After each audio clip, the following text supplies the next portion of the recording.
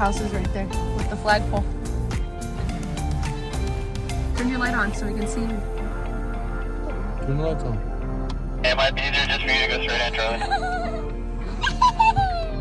10-4. We made it. We made it.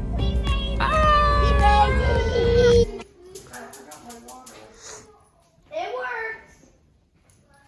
You gotta take your sip. Come on, just. Mom, you can't afford it. It's not Coors Light. What do you think about it? Let me see.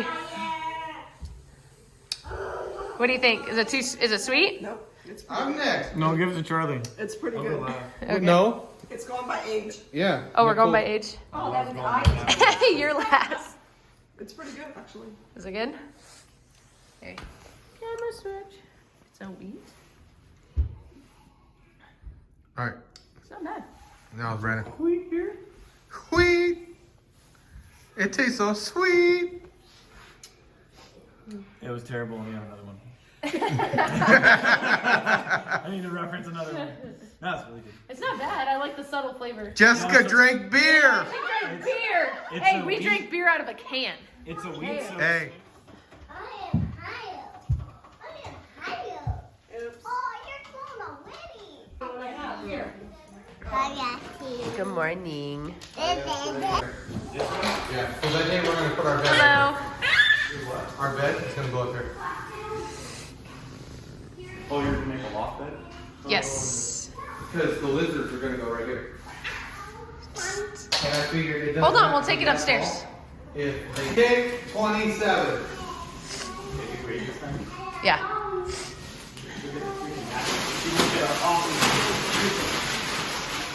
Doing a freaking seating. Hey, Brandon, maybe you should have stood outside and did that.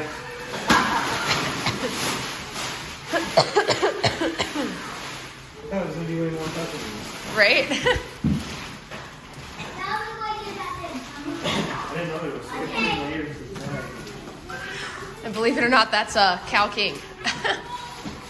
What's gonna be here? Maybe. Maybe. Are you sure it's a Cal King? It's supposed to be. It Right says. now it looks like a British twin. It says Cal King. British twin.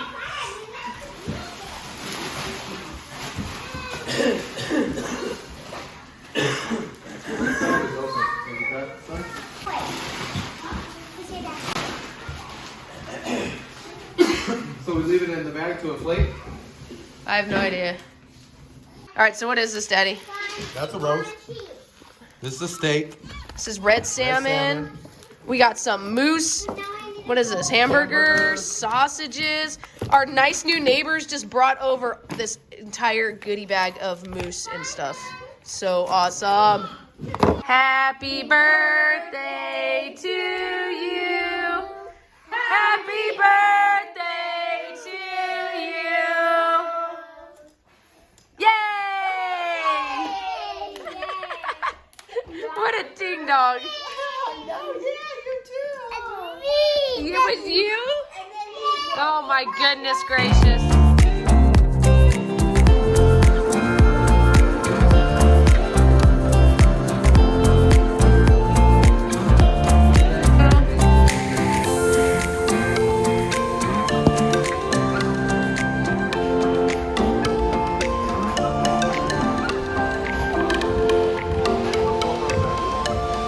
Four rows back?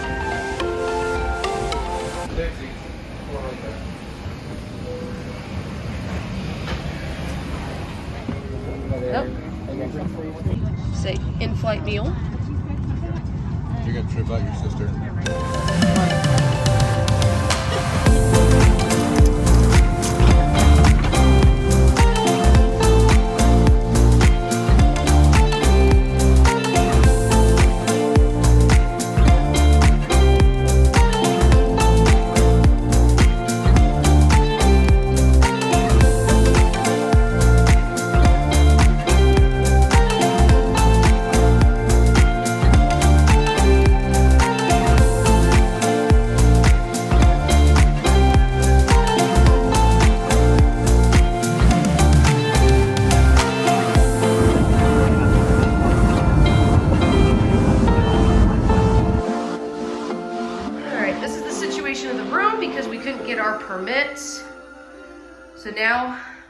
We have all of our packaging supplies, and the rest of it is out here in my living room. We have a ton of bags, ton of big boxes. We're gonna get it all packaged up and shipped out today. We are flying back to Anchorage tomorrow, and we're gonna be receiving them.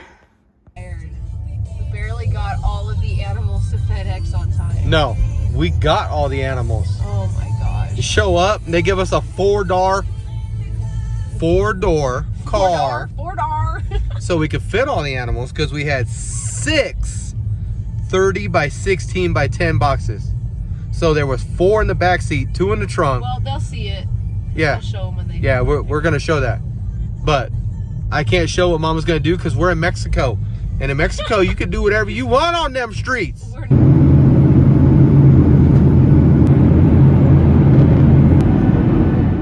Guys, well, I realized while I was editing this video that we didn't get a whole lot of footage of the situation and everything that was going on. So I want to provide a detailed explanation of what happened. So we're going to kind of backtrack a little bit. I submitted all my permits and everything. I got all of my health certificates. I spent thousands of dollars getting everything prepared for the USDA to just completely give me the runaround. It was one thing after another. They said I was missing paperwork. Then I would go back to our breeders and hassle them for additional paperwork. I would submit that. Then it'd be something else. And then it came down to where we were a week out from leaving. Our house was delayed 2 weeks. So that actually gave us additional time. But when we were about a week out from actually driving to Alaska and we needed to be ready to go, I got an email saying that our case file for our application was being transferred to somebody else. Because for whatever reason, they didn't really give an explanation, just somebody else was going to be working on it now.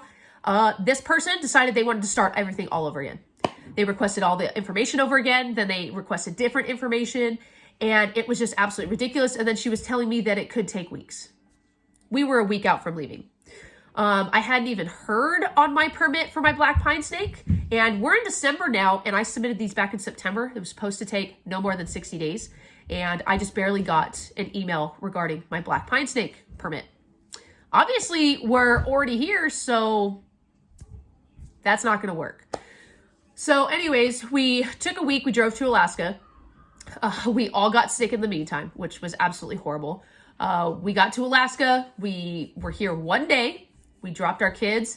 And my husband and I, we hopped on a plane back to Reno. We got there early afternoon. We picked up our rent-a-car. We went and picked up some supplies, and we went back to the house. Before we left, I went and bought out our nearest Target and Walmart of all of their tubs and locking bins. And we had to transfer every single animal from our Freedom Breeder rack and our Sea Serpent rack into tubs into a room with a radiator heater to keep them warm and to keep that room the temperature that needed to be. And thank you so much, Andy from Andy's Reptiles, for coming over and taking care of my animals for that week. I don't know what we would have done without you, dude, because we didn't have anybody else. So thank you again very much for helping us out. We ended up leaving all the lizards in their cages. And then so when we flew back, we packaged up everything. Our 86 reptiles, we completely packaged up in the biggest boxes you can get. I believe my husband said the dimensions of those boxes, they were the 30 by 16 or whatever. We had 6 of those plus 2 extra boxes that had one of my snakes that has the respiratory issue, and then my sister's 2 tortoises we also shipped out. But yeah, it was a complete disaster, but it all ended up working out in the end, which I'm completely thankful for. Sorry, I've got allergies going on. But yeah, so we ended up packaging everything up. We had to take everything over to Andy's house, and thank you to his wife, Erica, for helping us. She had to go to the neighbor's house for a scale. We had to print out all the labels, and we were pressed for time because we found out that our FedEx stops receiving overnights at I think it was 6:30 because they have to take everything over to the airport to be put on planes. So we got there just before that time. Thankfully, they accepted everything because Monday, we shipped out everything on a Thursday to be received by Friday. If we didn't get it out, we were going to be screwed because Monday started the no ship time for the holidays. And I was not aware of that. So thankfully we got all of our animals out, shipped out. It was absolutely chaotic. Me and my husband hopped on a plane. My brother-in-law drove down to Anchorage from our house to receive all the animals. We received them. They are all doing great. The only one of our animals that kind of had a rough time was our biggest black roughneck monitor, Littlefoot. He had a little bit of an issue. He's getting better now. I'll kind of go over that in future videos. But everybody is doing great and thriving, and so far so good. I was just really, really upset that I spent and wasted basically thousands of dollars on something that was never ever going to get issued. They had no intention of ever issuing it. So, and the other really kind of crappy part is the week after we got to Alaska, we were kind of settling in, the US decided to open up the Canadian border.